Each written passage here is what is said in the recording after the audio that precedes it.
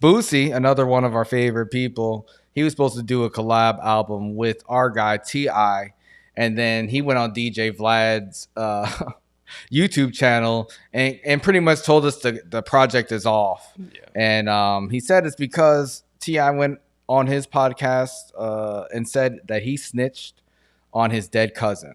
Yeah, he did. Let's take some time and listen to this clip real quickly. Situation. If he did that, you're a fucking rat too. I don't spare no motherfucking body. Because if you doing anything wrong, you doing anything criminal-wise, and you cooperate with law enforcement to get you out of trouble, that means you're cooperating. That means you're a rat. But I'm going to tell you like this. When I saw that, I think T.I. fucking lying. I think he went up there and just got the fucking talking. You think something happened at 18 years old, right? You gonna hold how vocal he is. I've been around this. You gonna hold that in all them damn time. All this damn. It's just so funny to me. He's really saying this on Vlad TV. Shame. For real.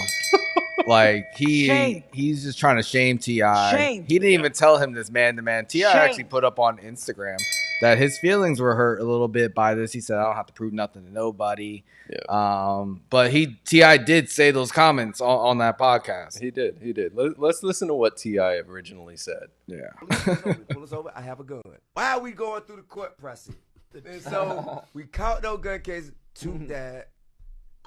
And, you know, my lawyer said, well, you know, I can make everything go away if it was Tremel's. After he had passed, I had a talk with him. What to say? She said, I take all the charges you got. If you can walk away free and put it on me, goddamn right. So is that what boys giving you shit about because you put it on? Nah, hell no. Okay. Nah. Don't nobody even know about that. I just volunteered. Don't nobody even know about that. I'm just being honest. Snitching on That's himself. the only time For snitching. I never said or gave no information about nobody because that's my cousin, my big cousin. He was Your dead, whole family. and he told me that it was okay. Oh my God! Nobody told T.I. that it was okay, other than his lawyer. He was like, "Yo, your cousin died. We can put this on him. We can put this whole thing on him, and you're gonna get off scot-free." Yeah, I mean, he said his dead cousin told him it was okay. We don't know how his dead cousin told him that. But also, we do have to mention that T.I., he's been trying to be a comedian for the last couple of years. You know, he got booed off the Barclays stage. Maybe this is his attempt at being funny. He was laughing. I don't know. Maybe it was a joke. I mean, it seems too specific to be a joke. You're trying to make excuses for T.I. right now. When he was talking about it, he paused a couple times too many. And that made me feel like, nah, he's really telling the truth, and he's trying to figure out a way to say it so it doesn't sound terrible. Yeah. You know, and also I think you're right because that shit was way funnier than any of his jokes that he's ever told. He got booed off the stage. T.I. getting booed off the stage is like 5 years ago would have been unthinkable. I'm not going to co-sign that, but I know what you mean. You might be right just because of the craziness with him and his wife and like. Yeah, I could always see reasons to boo T.I. I feel like he just. I don't be liking his choice of words. Like, you know, he be like he read the thesaurus too many times when he was locked up, and it's just like, bro, relax. He's way worse than Stephen A. Smith because I don't even think T.I. like knows what he's saying. He tries to sound like mad articulate, but he just sounds dumb or trying to use big words. He got Shakespeare as his score on that one test, and it went straight to his head. It went straight to his head. Well, what do you think about this? Are you upset that we're not getting a T.I. and Boosie album because of this? Do you think Boosie's right in being upset and being like, nah, I draw the line, that's snitching? Like, if you're a street person, would you side with Boosie in this? I mean, listen, I like T.I. a lot, but his last good album or album that I at least listened to was 10 years ago. It was in 2012 with Trouble Man. So that album was terrible. Yeah, and it wasn't good. That's the thing. Like it it was worth listening to because we thought, okay, T.I.'s about to make a resurgence. It's been in a few years since he had a project. He was dropping every couple of years for a while, but that was pretty much it. Like after he came out with that, it was like, all right, we're done with T.I.'s music. I feel like he didn't have the longevity that we kind of thought he might as a rapper. Like you think about Ludacris, it was kind of the same thing, but Luda was like heavy in the movies. Yeah. Heavy in the movies. Like he made the full jump into being an actor. T.I., he like dabbled a little bit, but it didn't really work out with the movie scene. Yeah. And well, I wouldn't say it didn't work out. He definitely slowed down. Like he was in some big movies, and he was. He also had a lot of legal trouble, which led to him snitching on his dead cousin. Apparently, I don't know. But I'm not really looking for new music from either of these gentlemen. They do make me laugh when we do have topics about them, though, because they do find ways to stay relevant and in the news. What do you think about rappers going on podcasts and just telling these stories? Like, is it taken away from hip hop? Like, you've been asking about like who is Jay Prince, and now like every month he's on a podcast like saying some shit that I thought he was a behind the scenes guy. I thought he was like mob ties, but now he's like media ties. He's like Gossip Girl. Yeah. I'm just joking. You better chill out. This is going to too many platforms right now. Houston is going to hear this. Houston, we have a problem here. Yeah. I mean, I think it depends on who the rapper is. Some of them, when they go on these platforms and they do interviews, like I listened to a Jeezy interview. I've listened to some of the artists that have been on Joe Budden's podcast, on Rory and Maul's podcast. Some of those conversations are good because they're introspective. They're people who have taken the time to clearly look at their past, think about decisions they made, how they could have improved. And they've grown. Like you can see how people have changed by the way that they talk about their past actions versus, you talk to some people and it's just them snitching on themselves, or it just comes off as like so showboaty and like puffed up, and it's just, it's not what I'm trying to listen to. Yeah, I feel like we're getting in a weird space of media and content in general. And it's kind of weird to see like these kind of older rappers who kind of came up on a certain code, like now they're trying to fit in with the younger trendy people trying to get clout. It's just not, it doesn't come across the same way. Genuine. Not genuine. Yeah, and it doesn't come across as cool at all.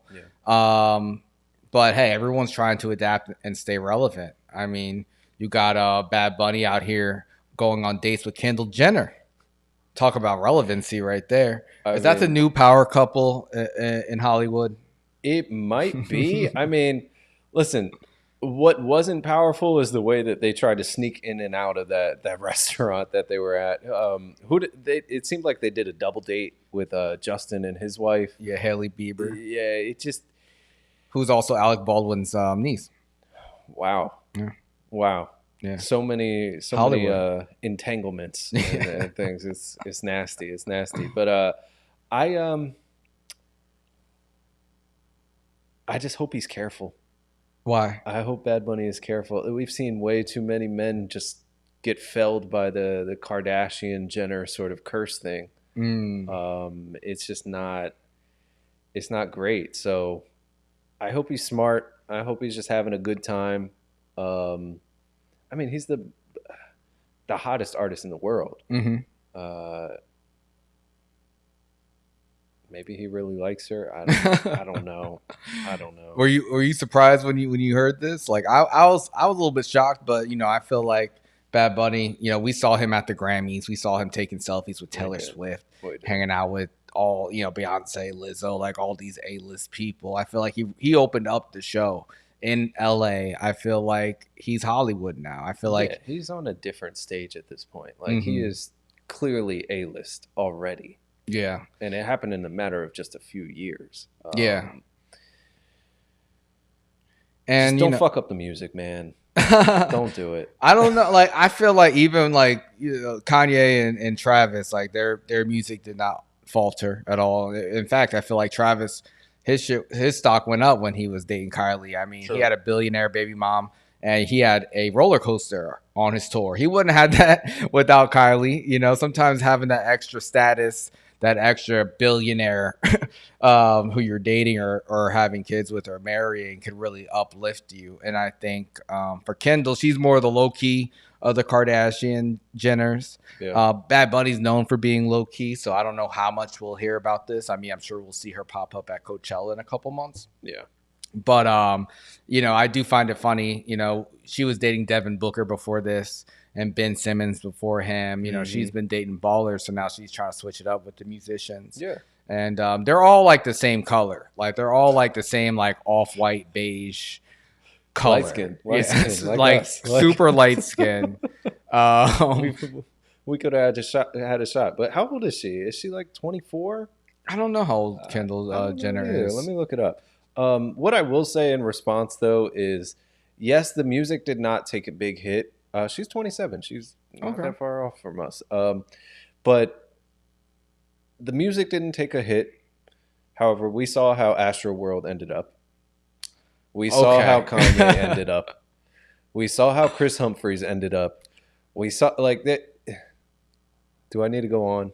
Caitlyn Jenner, Kendall's mom, dad, mom, So, no, mom, dad, girl, mom, dad. I don't know. I think they still call Caitlyn Jenner dad. No, they do, because it's like, oh, that's their dad. That's what they know her as. They don't call her mom because, you know, it's just weird. But that's why I said that. But yeah, they do have a strange history, and they do, you know, suck all the swag out of all the guys. They suck all the swag and all the sperm from all the talented guys around them, and they find a way to stay relevant. Yeah. I mean, what are the chances he gets her pregnant? I say 75%. If they stay together over 3 months, 75%. I mean, we'll see. We'll see. I mean, hey, when you're with a girl who's like worth like millions of dollars, that's the one time you don't need that birth control. That's when you fake it. That's when you like, yeah, I took it, baby. Don't worry. I got you. And then, you know, 9 months later, new baby. I mean, listen, she's been operating as like a supermodel. She's got a business career and investments and things like that. It's not like she's the ugly duckling or anything when it comes to the Kardashian Jenner sort of crew. Mm-hmm. She's just, I think, a little bit more low key. Maybe that works for the two of them, like you were saying. Like he's low key too. I'm interested to see how this develops. Yeah, me too. You know, people, you know, are showing a bunch of funny clips of people like struggling to speak Spanish because, you know, Bad Bunny, he speaks Spanish. He's from Puerto Rico. You think there's going to be a communication barrier? I mean, Kendall's from California. They speak a lot of Spanish over there. I'm sure Bad Bunny, they speak a lot of English in Puerto Rico. I'm sure there's enough for them to talk. He can get by. Like, I'm sure that's not going to be the problem. If anything, I would imagine with celebrities of that status, it's more like, how do we find time to spend together because we have so many other things going on? Yeah. How do we dodge the paparazzi? How do we like? Oh, how do we call the paparazzi? They be calling them. They be like, yo, we're at this restaurant. Yeah, we're going to be sneaking out on this time. Like, make sure you get those pictures. Yeah, 100%. That's true. I will say her security, they got to purchase bigger umbrellas. The umbrella they had, it was like some little pop out umbrella. I'm like, yo, you need the big poncho like umbrella. It doesn't rain in Southern California. No, but he wasn't using it for the rain. He was using it to block the paparazzi so they couldn't get pictures of her. And I'm like, this umbrella is 2 feet big. Because they're full of shit, bro. They're pretending to not want to be seen. That's the part of it. 100%. It's all a lie. It's all a facade. It's all fake, bro. It's all a facade, man. Speaking of pale power couples, you know, Meghan Markle and Prince Harry, they were spoofed on South Park. They did a whole episode. You know, they didn't name them. They said that they were the Prince and Princess of Canada. But the characters look just like Meghan and Harry. And then, report came out that Meghan was overwhelmed and hurt and upset, and they were thinking about suing. But as soon as that report came out, a counter report came out that said, they don't care. They find it boring. They're not going to sue. They just think it's not funny, but they're not. They're downplaying it. But people found it funny. I haven't heard. I didn't even know South Park was still on until this. But actually, now that you mention it, I think HBO Max has like the episodes. That's where they're being put on. Oh, okay. On HBO Max. But I haven't seen this episode. I just saw like all the different clips and stuff. It was hilarious to me because it makes so much sense.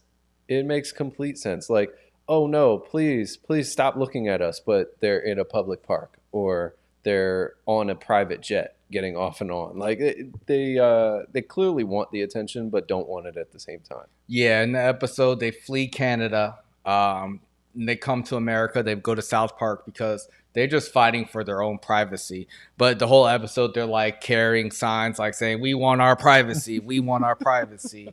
And like they like letting off fireworks like all night saying, "Leave us alone." Because they want attention. I found it funny too. They had their Netflix documentary that came out. I've never felt bad for them. I don't feel bad for royalty, but I always want to shout out Meghan Markle for making Black history and destroying the royal family. Shout out to her. That's right. Good job, Meghan. I mean, listen, the Queen, she was not going anywhere for so long. I thought she would never die. And Meghan got it done for us. Yeah. Yeah, shout out to Meghan. I'm not putting that body on her, but... But I did find the episode funny. Hopefully they learn to laugh at themselves. I mean, I don't know. I don't like hearing from them at all. Like there's nothing of substance I think I can gain from either one of them. And I'm tired of hearing the same things from them. It's just like, okay, stop crying. Yeah. The woe is me stuff gets old, but I do still like Meghan. Of course you do. Yeah. Anyway.